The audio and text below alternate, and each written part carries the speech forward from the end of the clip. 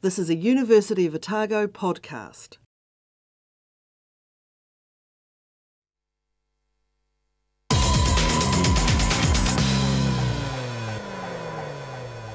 Hello and welcome to Vote Chat 2011. The basic idea behind Vote Chat is to get a campaigning politician onto campus here at the University of Otago, and instead of just giving them a platform to speak for half an hour or whatever and just give us their well-rehearsed party lines, we're trying to have some interaction with them, have a conversation with them. And so today I'm talking to Carol Beaumont, the Labour MP, and we've got an audience in front of us who will be asking some questions as well and perhaps giving some of their reaction. And because we're trying to do things a bit differently and be all modern, we're streaming this on the internet. It will also be available on YouTube and to download as a podcast on iTunes. And lots of people are following this in the Twitter sphere, asking questions using the hashtag OUVoteChat2011. Okay, so we'll get straight into talking to Carol. I think it's great we've got Carol here today because a lot of people are talking about the Labour Party and its current woes, its failure to really make traction. So I think Carol has probably got some good analysis of where Labour's at, where it's going, and some of the barriers it's currently facing. So welcome, Carol, and do you want to talk about that? Yeah, sure. Well, look, it'd be fair to say that we'd all like to be doing better in the polls than we are, and me as much as anybody. But I think the reality is that we've now got a bit of a period of sort of political blankness, if you like, for many. And so now I think that the election campaign itself is where we'll see some real change. And my expectation genuinely is that we will do an awful lot better than we are polling at the moment. And my thinking behind that is really we've got very strong policy we're taking into this election. For me, it's going to be an election that says it's either this or this. People will have clear choices. Keep assets, sell assets, for example. On the doorsteps when I'm talking to people, which is fairly frequently, people are really struggling. A lot of people where I'm working and throughout New Zealand are really struggling. And they're not at all happy with this government. So in lots of ways, the polls do not match the mood I hear on the doorstep. But that's really interesting because I totally agree with you that people are struggling and a lot of people aren't convinced by this government, even though the polls are suggesting they're doing quite well. So shouldn't Labour be doing really well? Shouldn't Labour be about to storm into office? Why aren't these people that are struggling wanting to vote Labour? I think one of the problems is just getting exposure, and we try very hard to find ways to get our messages out clearly. And I mean, door knocking is one of the ways that I still do, because in the end, I'm probably not one of the high flyers in our caucus like Claire is in terms of using social media. I do my best, but for me, going out and talking to people is one way we do that. And part of our problem is just getting messages out there. So when I do talk to people, I say, have you heard about our tax policy? Go through that with people. People are like, that's great. Have you heard about what we're doing about more apprenticeships? And instead of paying the dole, we'll give that to employers to take on apprenticeship. That's great. So it's actually, I think as much as anything, it's about getting policy out there and getting it debated. So are you blaming the media? Is that the problem? Are they the barrier? I wasn't blaming anybody there, actually. But okay. I mean, sure. Is your analysis I don't think you get as much coverage when you're in opposition, without a doubt. And we do have a Prime Minister that seems to get extensive coverage for whatever reason. And so I think those do make it more difficult for us to get that coverage. Do you think John Key gets more coverage than Helen Clark did when she was Prime Minister? It's a good question. I think he's actually very good at grabbing media opportunities. I think he's very good at plonking himself in front of situations, and it would appear that his caucus are well rehearsed in going, the John Key-led national government. Helen Clark was no slouch in taking these opportunities. No, she wasn't a slouch, but I don't know that she was quite as good on the spin, to be honest, as John Key is. Okay, which is kind of a backhanded compliment, isn't it? I mean, you're saying he's good at something superficial. Yeah, I am saying that. He's very good at something superficial. Yeah. Okay, so what's the state of the media then? Because I'm interested to know what politicians think about the democratic health of this country, and the media is a big part of that. Oh, look, I quite agree. The media has an absolutely vital role. And I suppose it depends what you think of with the media, because for me, in my local community, we've got, for example, a little monthly magazine, the Onehunga Community News. They actually are really balanced in their reporting, and I mean very local, obviously.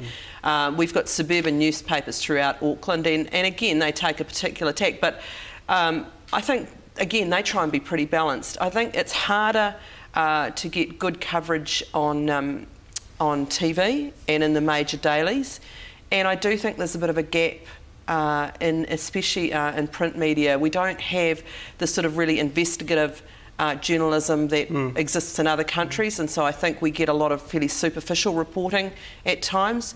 I think that some of the social media is also, though, adding a new dimension to that, which is really quite exciting and interesting. So, you know, you've got your newspaper or your TV news, but all through the day you've got regular updates and people doing blogs and whatever else, and I think that's really positive. OK, we've got a question already from Albert at the front here about media and Labour. I'm just interested because I've done a bit of research on people's reactions to the media as well. You mentioned how Key was really good at grabbing the attention, and he sort of, you see a lot of sound bites on like the main news. You've talked about your own community news and all that stuff. What about, you know, the 6 o'clock news is what the majority of New Zealanders get. Like, is there any, is that a barrier, do you reckon? How can we get around this, you know, with Key getting all these sound bites, you know, these things where it's, as you said, superficial? That sort of stuff. Okay. Is there any big question, a good one. It is a good question, and I wish I knew the answer, to be frank, because we do need to get into the TV news. There's no question about that, and we also need to be in the commercial radio. You know, if you're talking about what the majority of New Zealanders hear and see, that's probably it. I mean, far more so than reading even the major dailies. I don't know the answer. If I did, probably, you know, it'd be worth quite a lot of money on one level, but I mean, I know from, you know, my own political experience that you do try to put a particular spin or angle on something that's perhaps a bit different to grab attention, or I know, you know, using real stories is certainly something that some of the TV news particularly want you to find, and with the Loan Shark campaign I've been running for a couple of years now, certainly being able to put a real person or a real event behind something rather than just commenting myself certainly made the difference in terms of getting coverage. But yeah, getting onto those 6 o'clock news, it does seem to be quite hard to figure out the answer to that. What do you reckon? Sorry, I should introduce Nikki as well. Nikki Lomax is helping doing the interview. She's the assistant interviewer and also looking after the Twitter sphere. And so she's looking out for questions that are coming in. Nikki. I was just going to ask, well, because in a history course that we do, we've just been talking about how in the 30s, Savage tried to get around that problem of media coverage in the print media being like not favourable to him by he then started broadcasting Parliament, so he kind of nationalised like public forums like that. I mean, a challenge. Well, Parliament's already broadcast, but like, what do you think about that in terms of like state intervention, creating like the New Zealand Press Association's just kind of gone, and things like that are a massive contributor to. What's Labor going to do about it? Absolutely. Well, we are really strongly committed to public broadcasting, and we do need quality public broadcasting in New Zealand, because in the end, there are stories that need to be told and important events that are happening which are not necessarily sexy, not necessarily going to be the things that the advertisers want to have associated with their product or whatever else, that commercial radio and TV particularly need to worry about.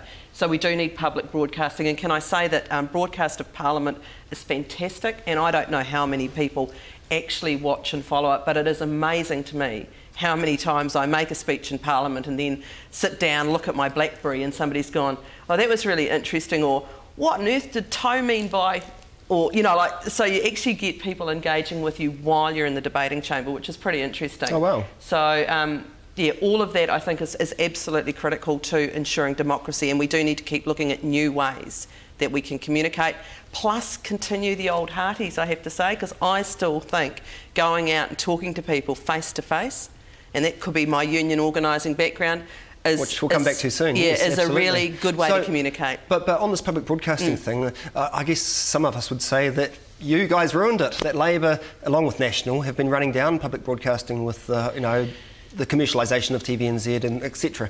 Well, I don't think that's true, and I'm certainly not the caucus expert on broadcasting, but I don't think that was true, and it's certainly, I think with the charter and whether it was you know, effective or not, it was an attempt to do something. I think we've continued to support Radio New Zealand, and personally, you know, Radio New Zealand to me, I mean, that is probably my preferred news source. Same. I think it, you know, it provides. But it runs on a shoestring, doesn't it? It does. Well, it runs on even a smaller shoestring than it used to. Yeah. You know, the government have got the thumb screws on Radio New Zealand big time.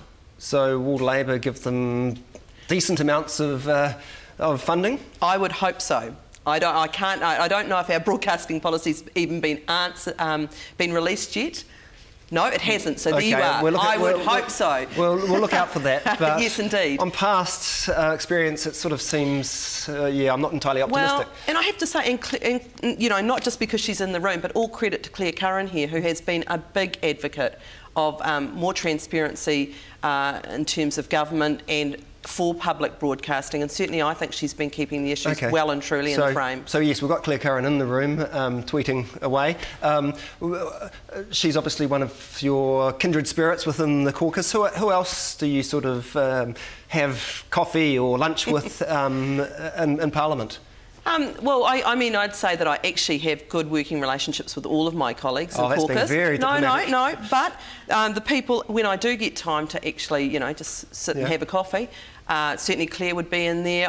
We have a little walking group that tries to get out in the dinner break, and that's Ruth Dyson and Sue Moroney and myself.